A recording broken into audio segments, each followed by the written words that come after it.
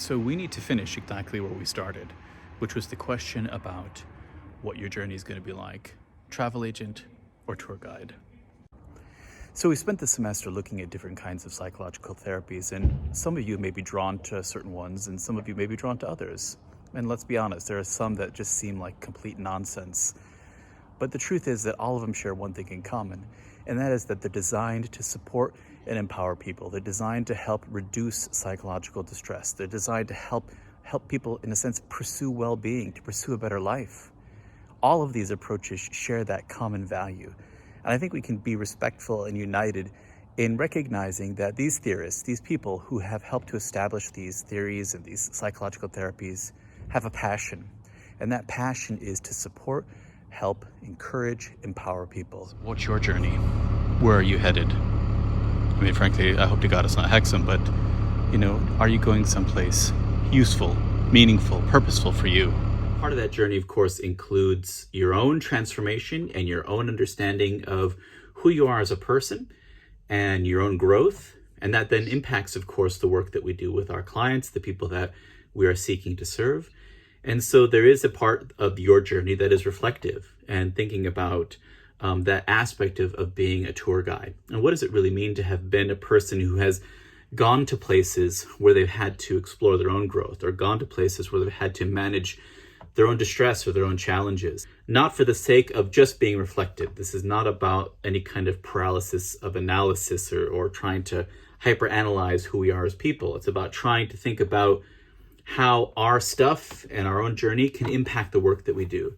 So I wanted to interview today a very special guest, and that special guest is my mother. And my mother is, of course, someone who is really important to me, as you can imagine, but also is a professional and has worked in the field of counseling and psychotherapy in a variety of different ways in different contexts. And I thought, I've shared a little bit about my mother's journey and some of the challenges that she's had to face. And I think it's really cool to be a son who can ask his mother, not only just from a personal level, but also from a professional level. And so first and foremost, I'd like to introduce my mother, who you're going to hear on audio. And so you'll see me and hear her. But I just have a few questions for her about her experience. So welcome, Mom. Thank you very much for being willing to chat with me and to talk with me.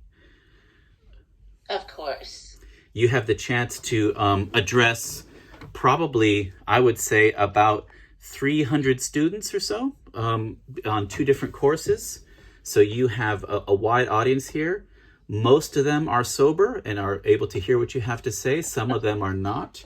Many of them are interested in looking at some kind of field of helping profession. It might be that they are a counselor, a therapist. It could be that they go into the business world. It could be that they're researchers or teachers or academics. But everybody who is taking this course has an interest in understanding how to promote well-being, but also deal with mental health issues. And so part of that is becoming a good professional and thinking about professional practice.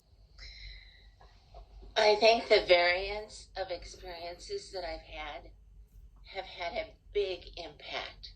I started as a grade school teacher, so you already start kind of as a counselor. But from there I went to high school and then college counseling and then into my own practice. And all of those were stages of growth.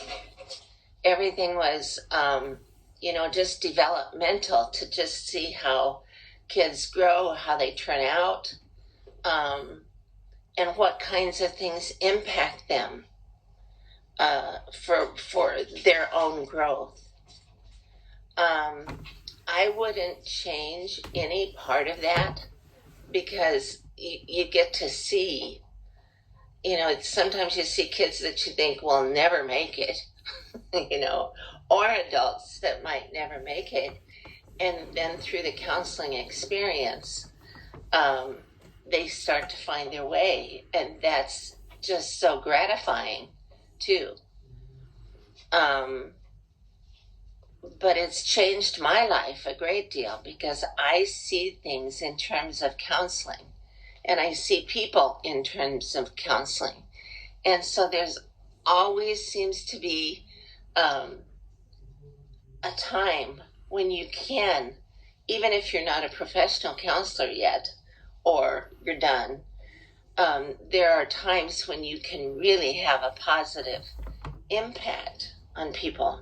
And do you think that being a counselor then in turn had an impact on you and your family and just, your life? Totally. I think that I'm excited about the kinds of growth that I've had because of counseling. I just see things differently. I see things, broader, more broad. Mm-hmm. So that, it's not just my way or the highway. It's you get to see, just all kinds of development. And I value that. I was thinking that, I've told students this before. There was a period of time when I was a kid that you were seeing clients when we lived in that house on Cunningham Drive, and you had that office with the 2 doors in it and so on. And I remember you seeing some clients and not for a long time, but there was a few times that you saw clients, and that one of my responsibilities was to hang out with the clients' kids. So they would come to the house, and then I would have to sit and watch TV with some kid that I didn't know, whose parents were talking with you in another room. Do you remember that? I do. That's an awful memory.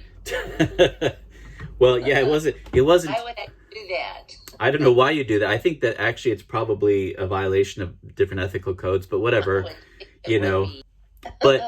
But one of the things it did for me was normalize going to counseling and psychotherapy and seeing, practitioner. And even though it was a bit weird that it was in our house, and that wasn't normal, but this idea that going to counseling was not something to be ashamed of, not something to be, to hide, that it was okay to do that. And so I grew up with that being just a normal thing. I didn't think twice about it, really. I expected that would be something that if you need help, that you would go get it. So in some level, counseling influenced me. And then I think when I chose later in life to become a psychologist, even though I've gone more towards the academic and research side of things, still have done counseling and still have a passion for counseling. It's been just kind of part of a normal part of my life.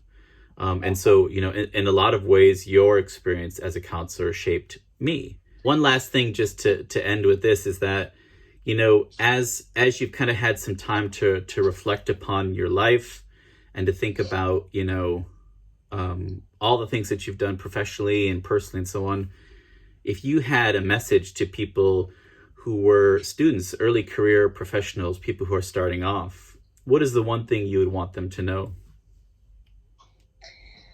To really investigate the depth of your counseling, your abilities, and then what you're allowed to do. We really have an opportunity to do much, much more. Mm-hmm. I had to earn my credibility, which wasn't a bad thing, but I had to earn it. Well, thank you, Mom, for being willing to share a little bit of your experience as being a professional. And vicariously, whether you want to or not, your life does impact me, which then impacts my students.